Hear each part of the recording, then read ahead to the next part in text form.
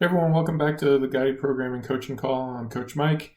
First question up for this week says, to follow up from the video last week regarding my deadlift, I realized that when I do overload work on my deadlift, I can usually do that weight from the floor the following week between my priority 4 and then the following priority 2 session. It's been a consistent pattern that I noticed. I also noticed that I do not react well to pause deadlift.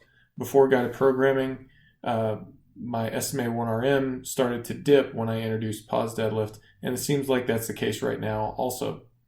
Therefore, my question is, how do I keep the overload work in throughout the training cycle? I've watched previous videos where you have strategies that don't rotate the assistance exercises, and you said it depends on the athlete. I think it would be worth a try if keeping the overload work throughout the training cycle for 8 weeks. Okay, so first of all, this is a really cool situation that you're in because you've noticed the thing that works and another thing that maybe doesn't work so well. So that creates an opportunity for you. I do not think that you should, drop the pause deadlifts and keep doing the rack pulls, just in replacement of the pause deadlift. I think that you need some level of exercise variety to get a better training effect from it. Now, this doesn't have to be wildly different exercise. And where we place the pause in the deadlift matters as well. If you're pausing, does this mean that your non-reaction to a pause deadlift? Let's assume for a second that you're pausing it just as you break from the floor.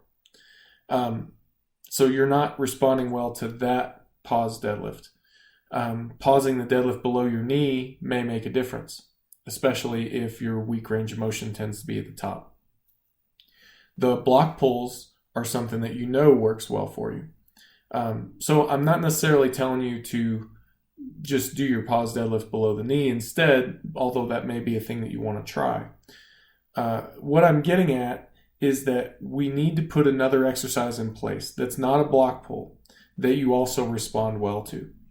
The reason we don't want to use a block pull because we don't want to overuse that same motor pattern, but we can do a number of other things. So you could deadlift with chains, you could deadlift against bands, you could deadlift with reverse bands, and then by that time we're looking at doing some pause deadlifts or something along those lines again, just because if the equipment limitations are such that basically the only overload work that we have left is a partial range of motion, then as I keep saying, we don't want to overuse that exercise, that training means. So just some food for thought for you.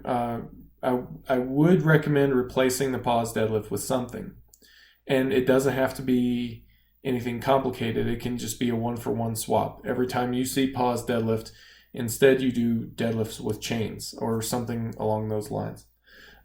Which exercise you replace it with is going to be dependent on your available equipment. I would tend to start in that order, that I would start with chains and then bands and then reverse bands. Assuming that you can do any of those with your available equipment, that would be ideal. So give it a shot. If you still have some questions on this or want some more information, please let me know.